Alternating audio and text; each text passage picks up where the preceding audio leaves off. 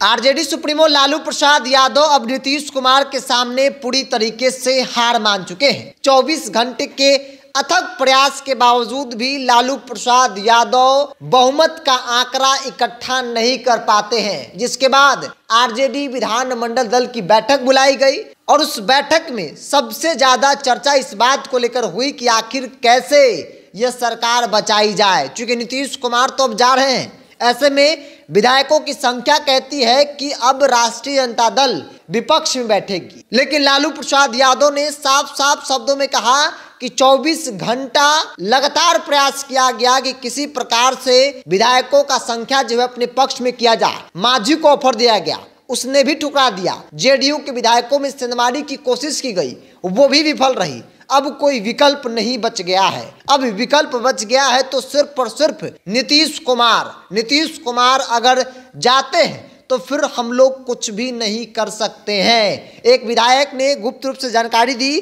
कि लालू प्रसाद यादव ने भी स्पष्ट तौर पे कहा कि अब वेट एंड वॉच की स्थिति में हम रह गए हैं। अब हमको देखना है कि आखिर आगे क्या किया जा रहा है, नीतीश कुमार क्या करते हैं, नीतीश कुमार रहते हैं या फिर वाकई में चले जाते हैं। अगर वो चले भी गए तो हम कुछ नहीं कर सकते हैं, क्योंकि मेरे पास बहुमत नहीं है। 114 महागठबंधन के पास है। नीतीश कुमार को छोड़ दिया जाए तो इसके अलावा जीतन राम मांझी भी आ जाते हैं 4 विधायकों के साथ, फिर भी तेजस्वी यादव मुख्यमंत्री नहीं बन पाएंगे। जेडीयू में जब तक टूट नहीं होगी तब तक तेजस्वी यादव के लिए मुख्यमंत्री की कुर्सी पर बैठना संभव नहीं है। और जेडीयू टूट को लेकर लालू प्रसाद यादव हर एक रणनीति पर बात कर चुके हैं। सब कुछ प्रयास किया गया लेकिन उसका रिजल्ट कुछ नहीं निकला।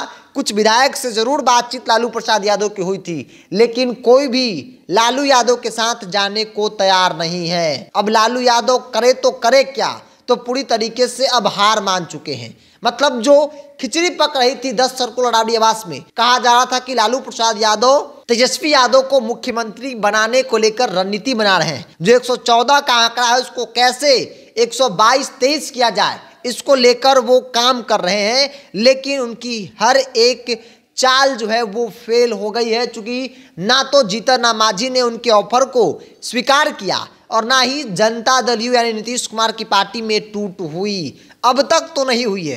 कहा जा रहा है कि लालू प्रसाद यादव की जिन विधायकों से बातचीत हुई थी, अब वो विधायक उनके फोन तक नहीं उठा रहे हैं। मतलब टूट की कोई गुंजाइश नहीं है।